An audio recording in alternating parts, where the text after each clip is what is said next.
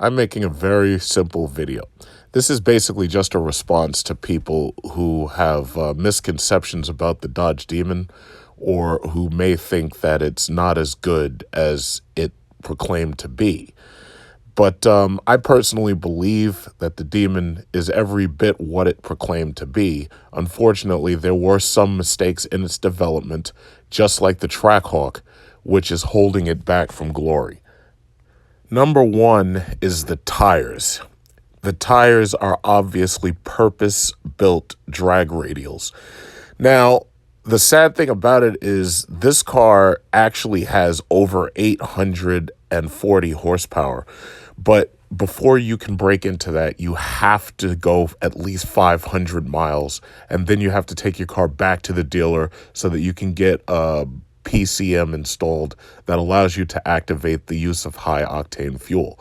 I'm believing that Chrysler did this so that they didn't actually have to certify the car under the state emissions requirements. So they were allowed to release it with pre-tested technology, and then they're allowed to take it back so that they can install factory-tested equipment onto it. So that also includes the skinny tires, which are things that you're adding at the drag strip, which aren't street legal. So you may remember that I made a video about the Dodge Demon's waiver, a waiver that you're forced to sign before you actually buy one, that says that you will not use this thing improperly. Unfortunately, here on YouTube, all I've been seeing is the Demon being used improperly. These are drag tires that do not have good wet traction and do not have any snow traction at all. And yet I see people driving on regular highways, which they signed a waiver that said that they weren't going to do, and yet they're doing it. And what's worse is it's bad enough that they're driving this thing improperly, but on top of that, they're running races that they're losing because they're in no way prepared to run a race using drag tires on the highway against a regular car with regular tires that's going to hook up every single time. So please, guys, stop doing that if you're one of those people who I'm talking about. The next problem is the Demon does not have a roll cage. It may have a harness bar in the back that's pretty much one of its signatures, which is actually pretty nice. Unfortunately, it doesn't have a roll cage. Now, I'm wondering, why didn't FCA take a little bit of extra money and build a roll cage just like Ford did in their new Ford GT? If they had put a roll cage in it that was certified, they could have made it so that this thing would have been usable in the, regular drag racing events, which it was basically banned from because it's running lower than 10 seconds. So that means if you buy one, you're going to have to put your own roll cage in. I'm guessing they did it because of insurance reasons, because the last thing they need is, something happening and the car flipping over and you getting your ass killed inside one of these things. And then the insurance companies and the lawyers are all up FCA's ass saying, oh, yeah, well, it's FCA's fault that he was popping fucking wheelies and he flipped the car over. I'm pretty sure they didn't want that to happen. So basically they said, no, you know what, you do it yourself. I'm guessing they just figured, okay, well, we'll make a car, we'll call it the fastest production car because it can do all this, and you can basically just drive around in it, and everybody who sees it will be like, oh, yeah, that guy's got a Demon, so he's faster than my car. So you don't even really have to race him. The only thing is, the point is, I'm faster than you, and you just can't race me at all. By now, there's also an issue against it with the Challengers. There's a lot of Challengers out there, like, for instance, the Hennessy Exorcist, which are not factory-built production street legal cars. A lot of people, I guess, at this point have given up on the Hennessy because I believe that the last time it was run on a track, the best time that they could do was still much higher than the Demon's factory 9-second passes and whatnot. So you're running up against a lot of these cars who are basically smaller than you, who have a lot of power than you. But the beautiful thing about it is they're not production cars. In fact, some of them really just aren't street legal. So the thing about it is the Demon still can hold on to a title that they can't really challenge because they're just not prepared to. Now, everybody who talks bad about FCA products tends to favor GM because obviously Ford is barely making anything worth buying anymore, except for like Mustangs, and those are boring. But these Camaros, these Cadillac CTS-Vs, those things are absolutely no match against this car in the quarter mile.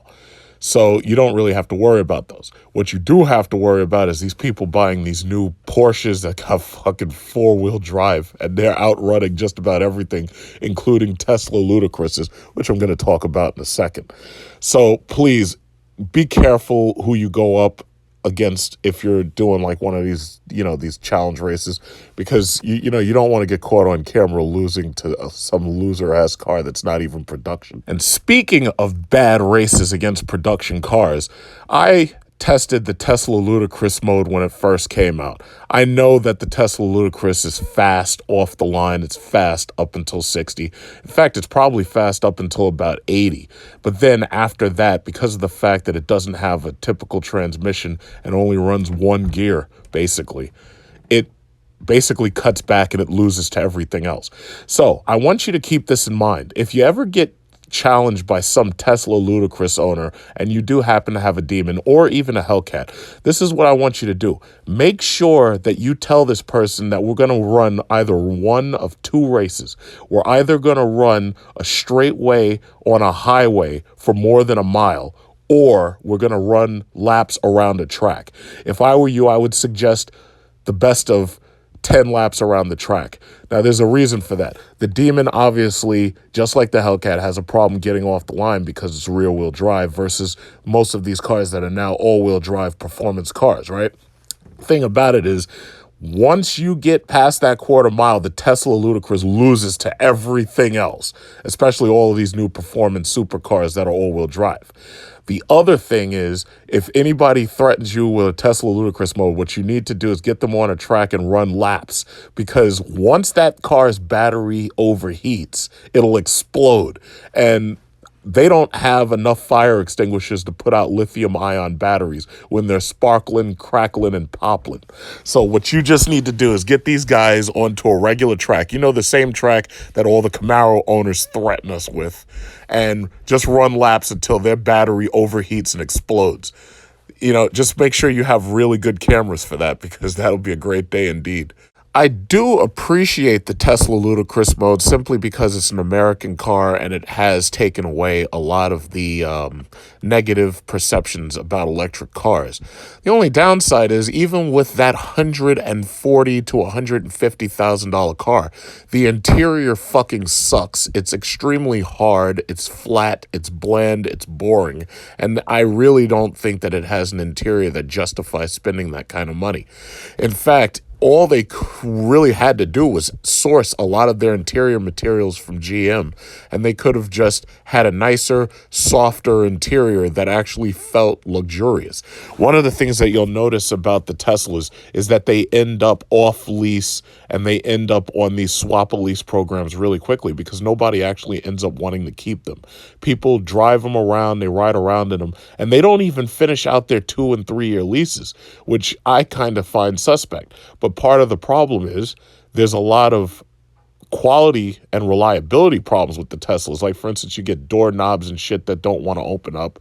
You get motors that fail. You get actuators and shit that stop working. And the beautiful thing about Tesla is they keep everything really, really quiet, just like Apple does. And because of the loyalty that most of these people have to the product, they don't even talk about it. So you wouldn't really know that Tesla's reliability is really no better than FCA's. And it's funny, when you look at these cars on the street, sometimes they have doors that are misaligned and shit, and that's just how it came out of the factory. And some people, you see it more pronounced on some cars than other. But some people don't even bother complaining about it. They just give the car back and they go buy a Mercedes or a BMW like they should have in the first place. So all I'm saying is this: please don't put the Demon up against improper and ridiculous and unsafe races. You can't beat McLarens and shit that weighs half what your car weighs. You can't beat these people if you're running the factory tires on a highway. You just can't do anything unless you're using launch control and you're on the drag strip. without launch control, this car runs like more into the deep 11s and 12s. It doesn't run 9s unless all of the stars align and all of your button presses are correct and everything is perfect. It's like activating a Stargate. Now, that doesn't mean that it's a bad car. It's just that all I'm saying is that people keep on putting it up in improper races, and these guys get the better of you. And I warned you about this in rules for Hellcat owners too. And I guess the last thing I want to say is the biggest fucking bullshit nonsense that I've ever seen in my life is a roll race. It's just like a race in real life. When people start, they all start behind a fucking line, and they're all moving at 0 miles per hour. They do not start at 30, 40, and 50 miles per hour. Those are not real races. That's the dumbest shit ever. And I'm pretty sure that whoever came up with that probably had a car from some company that makes shitty transmissions or really doesn't have a lot of low-end power. And that's the reason why they try to sucker people into roll racing. It's because they know that they don't have a chance off that line, especially against something that is purpose-built to run 9s from 0 to 60 with launch control. Please don't allow yourself to get into these roll races because it's really ridiculous. It's just so ridiculous. Races are done from 0 to 100. Everybody has an equal chance of running the race from 0 to 100. Roll races are bullshit, so just please stop doing it. And I'm not just talking to demon owners, I'm talking to everybody.